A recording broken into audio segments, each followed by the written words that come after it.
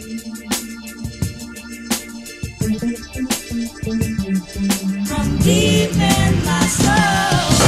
we're here at LAX and flying to Oregon. Why am I flying to Oregon? I've decided on a Saturday night to go ahead and buy an Airstream. Now, I have work on Monday and I don't want to call off, so this is a very delicate operation here. We have to basically got up at 5 in the morning, made to LAX at 8. Gonna fly down to Oregon in about 4 hours. We're actually gonna go to Portland first. Then what city are we going to? Medford. Medford, yeah. Pick up an Airstream, or actually no, rent the truck with a tow hitch. Go to Medford. All the banks are closed, so I have to go to Western Union first, buy a money order, and spend the next 10 hours towing the trailer back. So it's kind of a very delicate operation, as in, if anything was to go wrong, I would miss work on Monday, and now I don't want to do that. That would suck. But so I decided to buy an Airstream because I want to experiment with Airbnb. I decided to become financially independent through real estate, and decided to buy some just real estate properties around Los Angeles. Now, looking at the numbers, I'm seeing that because real estate is so expensive in Los Angeles, to really make things work, you're probably gonna have to go ahead and buy and turn it into short-term rental Airbnb style apartments rather than rent them out long-term.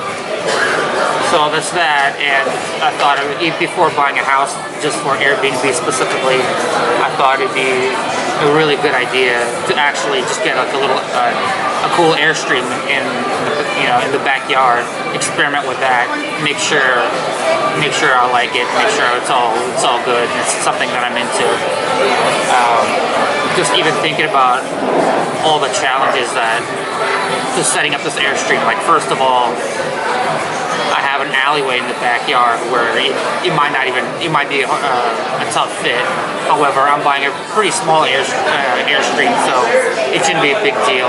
As an insurance policy, I emailed back and forth with some guy who rents out Airstreams for a living. So, worst comes to worst, if I can't fit it in my backyard, I'll email him and I'll wait for the weekend. He could probably help me out. This Airstream is going to have some leaky plumbing issues. I really hope a plumber that I know will be able to take care of that. I don't know. I heard horror stories of plumbers not being able to work on Airstreams. You having to be getting an RV specialist. It doesn't have an AC. Just electrical, just everything in general. It's a lot of stuff to set up, but I think it's going to be worth the effort, and I'm excited about it. Cheers.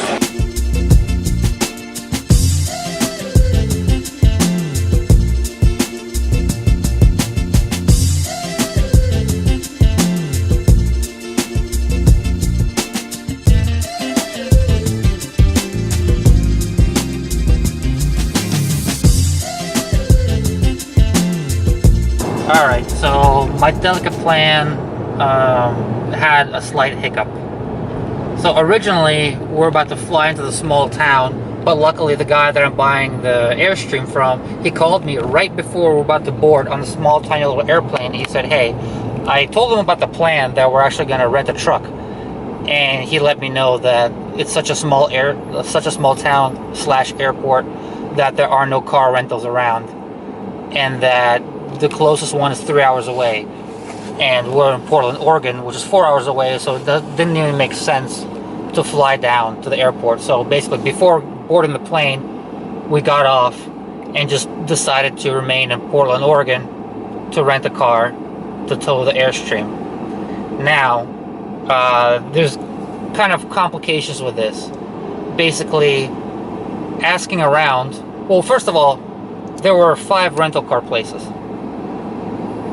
3 of them had no cars left whatsoever, reservation only.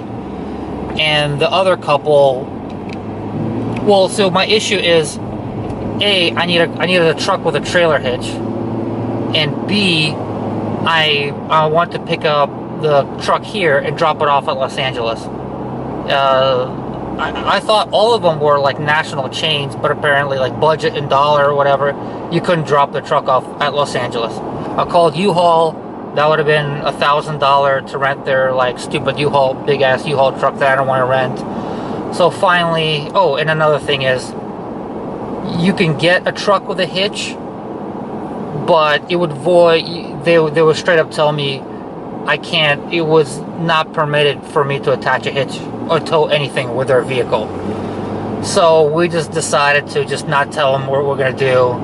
You just go ahead, go to National, rent a truck, and luckily there's a place nearby that's like a towing place. We're gonna just buy a tow hitch, attach it to this truck, and go ahead and pick it up and drop it off in Los Angeles. So hopefully everything works out well. Obviously, this is not the most smooth way or the most economical way to do things. I am wasting a lot of money, but hey, I wanted to do a spontaneous adventure. So what can you do? You know, you're gonna pay $1,000 to rent a truck, and I don't know how much it's gonna cost to do this trailer, buy this trailer hitch. But hey, you live and you learn. It's a fun adventure anyway. So flying by the seat of our pants here.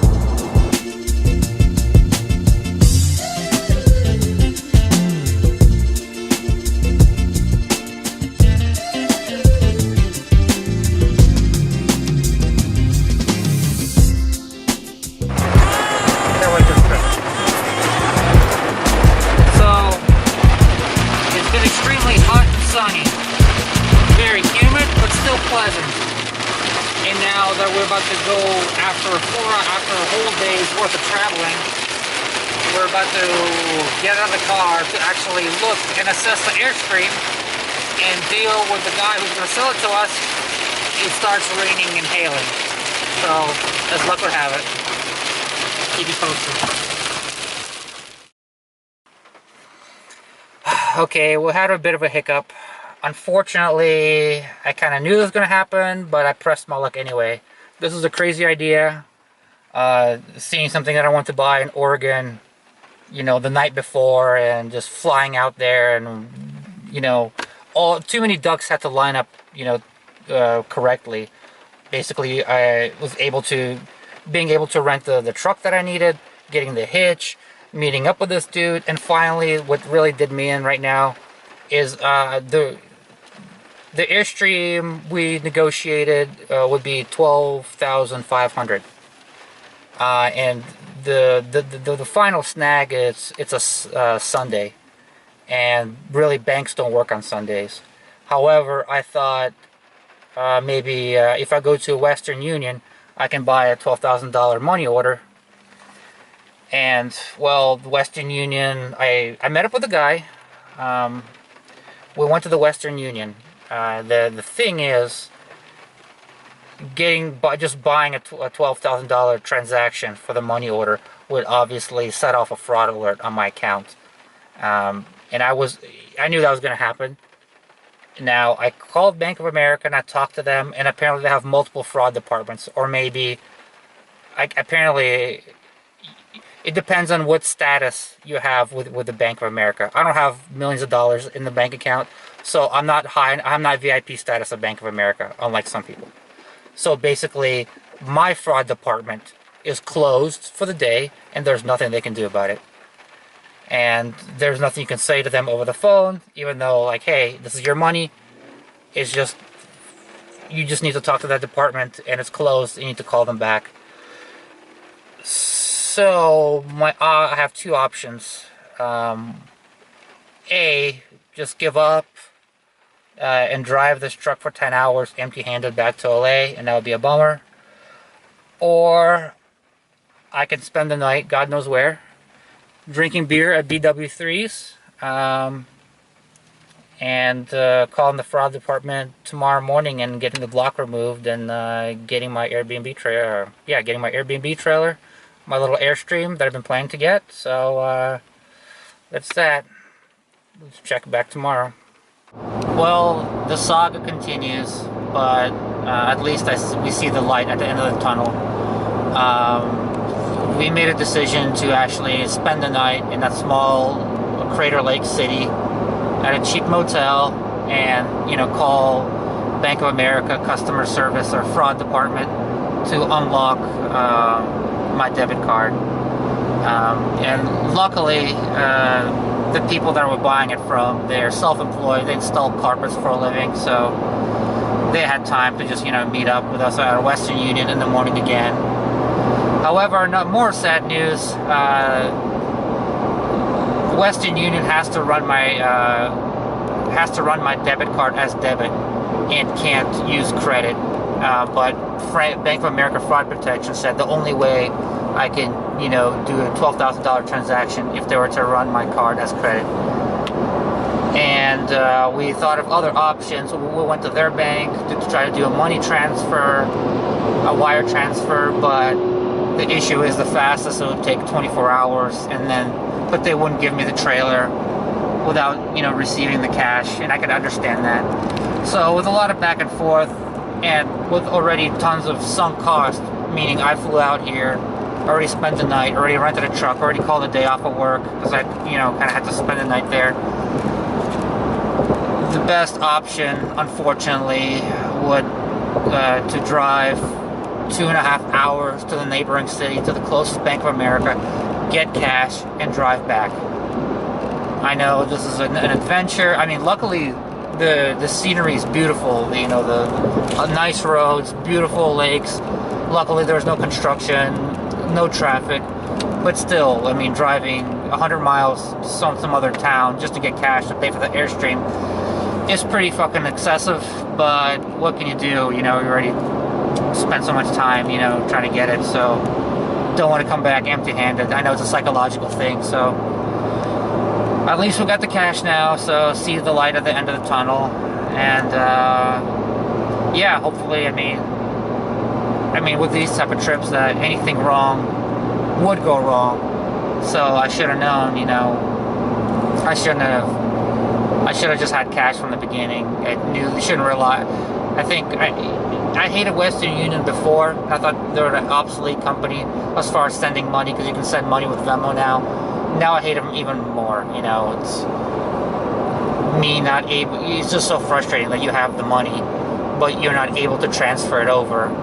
And the person that you're buying the vehicle is just kind of standing around chatting on their phone, and you're like holding up the whole transaction. And it's been extremely frustrating, on the verge of just having a couple of mental breakdowns, but